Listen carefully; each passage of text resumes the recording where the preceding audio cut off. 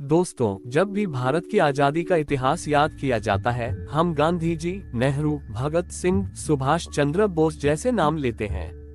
लेकिन इन सब से पहले एक ऐसे महापुरुष थे जिन्होंने सबसे पहले अंग्रेजों के शोषण की सच्चाई दुनिया के सामने रखी। वह शिक्षक भी थे, समाज सुधारक भी, अर्थशास्त्री भी और सच्चे राष्ट्रभक्त भी। उन्हें भारत का ग्रैंड ओल्ड मैन कहा जाता है। आज हम आपको सुनाने जा रहे हैं दादा भाई नौरोजी की पूरी कहानी, बिल्कुल किस्से कहानियों की तरह। तो चलिए शुरू करते हैं। अध्याय 1, प्रस्तावना। भारत का महानायक।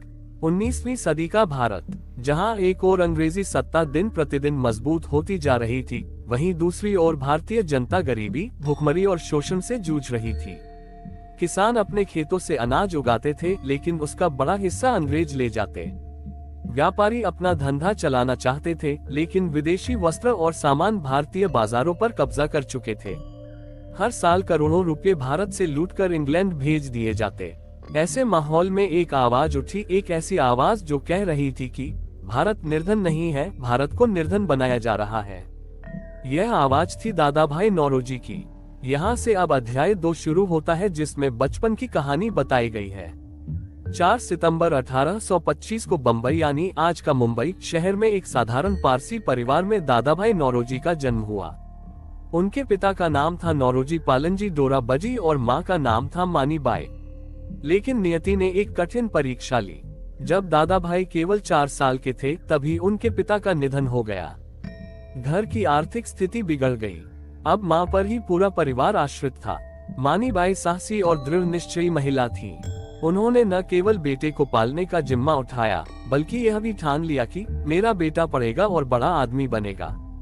छोटा दादा भाई अक्सर माँ से सवाल करता, माँ, ये अंग्रेज इतने अमीर कैसे हैं और हम इतने गरीब क्यों? माँ ममता से कहती, बेटा, एक दिन तू बड़ा होकर इस सवाल का जवाब जरूर ढूंढेगा। यही सवाल दादा भाई के जीवन की दिशा बन गया। अब यहाँ से अध्याय 3 की शुरुआत होती है, जिसमें इसकी शिक्षा के बारे में बताया गया है। दादा भाई ने अपनी प्रारंभिक शिक्षा अल्फिंस्टन इंस्टीट्यूट स्कूल से प्राप्त की। वे इतने मेधावी थे कि हर परीक्षा में अव्वल आते। बाद में उन्होंने अल्फिंस्टन कॉलेज, बम्बई से उच्च शिक्षा पूरी की। अंग्रेजी और गणित पर उनकी गहरी पकड़ थी। उनके प्रोफेसर अक्सर कहते, ये लड़का एक दिन भारत का नाम रोशन करेगा। शिक्षा पूरी करने के बाद उन्हें वहीं प्रोफेसर नियुक्त किया गया। वे पहले भारतीय बने जिन्हें अंग्रेज सरकार के कॉलेज में पढ़ाने का अवसर मिला। यह उस समय की बड़ी उपलब्धि थी।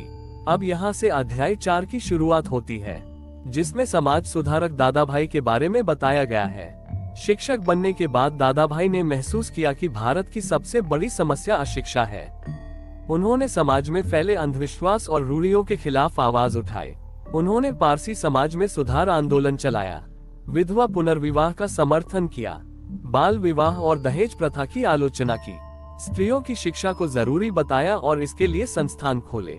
वे हमेशा कहा करते, यदि भारत को प्रगति करनी है तो शिक्षा ही उसका असली हथियार है। अब यहाँ से अध्याय 5 की शुरुआत होती है, जिसमें इसका राजनीति में पहला कदम बताया गया है। दादा भाई का राजनीतिक जीवन 1852 में शुरू हुआ, जब वे बम्बई नगर निगम के सदस्य चुने गए। इसके बाद उनका संपर्क कई नेताओं और अंग्रेज अधिकारियों से हुआ। 1867 में उन्होंने लंदन जाकर ईस्ट इंडिया एसोसिएशन की स्थापना की। ये संस्था भारत की वास्तविक स्थिति को ब्रिटिश जनता और संसद के सामने प्रस्तुत करती थी। ये वही समय था जब दादा भाई ने ब्रिटेन और भारत के बीच हो रहे आर्थिक अन्याय को गहराई से समझा। अब यहाँ से अध्याय 6 की शुरुआत होती है, जिसमें ड्रेन ऑफ वेल्थ थ्योरी के बारे में बताया गया है। दादा भाई नौरोजी का सबसे बड़ा योगदान था उनका आर्थिक विश्लेषण, जिसे आज हम ड्रेन ऑफ वेल्थ थ्योरी अर्थात धन निष्कासन सिद्धांत के नाम से जानते हैं। उन्होंने कहा, भारत से हर साल करोड़ों रुपए इंग्लैंड भेजे जाते हैं। अंग्रेज यहाँ से कर वसूलते हैं, व्यापार का मुनाफा ले जाते हैं और भारतीय सेना का खर्च भी भारतीय जनता पर डालते हैं। यही कारण है कि भारत निर्धन हो रहा है और इंग्लैंड अमीर बन रहा है। उन्होंने 1901 में अपनी प्रसिद्ध पुस्तक poverty and un British rule in India प्रकाशित की, जिसमें इस सिद्धांत को विस्तार से समझाया। ये पुस्तक भारतीय स्वतंत्रता आंदोलन का आर्थिक आधार बन गई। अब यहाँ से अध्याय 7 की शुरुआत होती है, जिसमें इसका भारतीय राष्ट्रीय कांग्रेस और नेतृत्व को दिखाया गया है।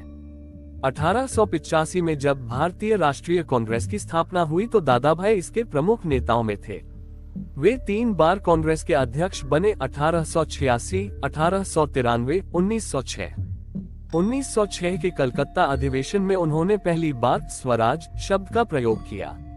उन्होंने कहा, भारतवासियों का अंतिम लक्ष्य केवल स्वराज होना चाहिए। उनकी यह घोषणा भारतीय स्वतंत्रता आंदोलन की नींव बन गई। अब यहाँ से अध्याय 8 की शुरुआत होती है, जिसमें इसका ब्रिटिश संसद में भारतीय आवाज के बारे में बताया गया है। 1892 में दादाभाई नौरोजी ब्रिटिश संसद के लिए चुने गए। वे पहले भारतीय थे जिन्होंने यह उपलब्धि हासिल की। उन्होंने लंदन के सेंट्रल फिन्सबरी क्षेत्र से चुनाव जीता। संसद में उन्होंने भारतीयों की गरीबी, करभार और अंग्रेजी शोषण की गूंज उठाई। उन्होंने सांसदों से कहा, भारत से धन का बहिर्गमन केवल भारत को ही नहीं बल्कि इंग्लैंड को भी नुकसान पहुंचाएगा। उनकी दलीलों ने यूरोप तक को हिला दिया। अब यहाँ से अध्याय 9 की शुरुआत होती है, जिसमें इसको भारत का ग्रैंड ओल्ड मैन से नवाजा गया। जैसे जैसे उनकी उम्र बढ़ती गई, उनका सम्मान और प्रभाव भी बढ़ता गया। महात्मा गांधी उन्हें गुरु मानते थे। गोखले, तिलक और नेहरू जैसे नेता उनसे प्रेरणा लेते थे। भारतीय जनता उन्हें भारत का ग्रैंड ओल्ड मैन कहने लगी। उनका जीवन पूरी तरह राष्ट्र के लिए समर्पित था। अब अध्याय 10 देखते हैं, जिसमें इसका अंतिम पड़ाव को बताया गया है। 1910 के बाद उनकी तबीयत धीरे धीरे खराब होने लगी। वे मुंबई लौट आए और यहीं से स्वतंत्रता आंदोलन की गतिविधियों पर नजर रखते रहे। 30 जून 1917 को उन्होंने अंतिम सांस ली। उस समय भी उनके मन में यही प्रश्न था, भारत कब स्वतंत्र होगा। उनके निधन पर पूरे भारत में शोक की लहर दौड़ गई थी। अब अध्याय 11 देखते हैं, जिसमें इसकी विरासत और योगदान के बारे में बताया गया है। 1. आर्थिक विचारधारा ड्रेन ऑफ वेल्थ थ्योरी ने अंग्रेजी शासन का असली चेहरा दिखाया। 2. राजनीतिक नेतृत्व कांग्रेस को दिशा दी और स्वराज का लक्ष्य दिया। 3. समाज सुधार, शिक्षा, विधवा पुनर्विवाह और स्त्री अधिकारों के लिए काम किया। 4. प्रेरणा स्रोत वे आने वाली पीढ़ियों के लिए आदर्श बन गए। दादाभाई नौरोजी का पूरा जीवन भारत की स्वतंत्रता, समाज सुधार और आर्थिक न्याय के लिए समर्पित रहा। वे पहले भारतीय थे जिन्होंने अंग्रेजों के शोषण को आंकड़ों और तथ्यों के साथ उजागर किया। वे समाज सुधारक भी थे और राष्ट्रभक्त भी। सचमुच वे सही मायनों में भारत का गौरव और भारत का ग्रैंड ओल्ड मैन थे। अब आपसे अलविदा लेने का समय आ गया है। ऐसे ही स्टोरीज के लिए हमारे साथ बने रहें। धन्यवाद।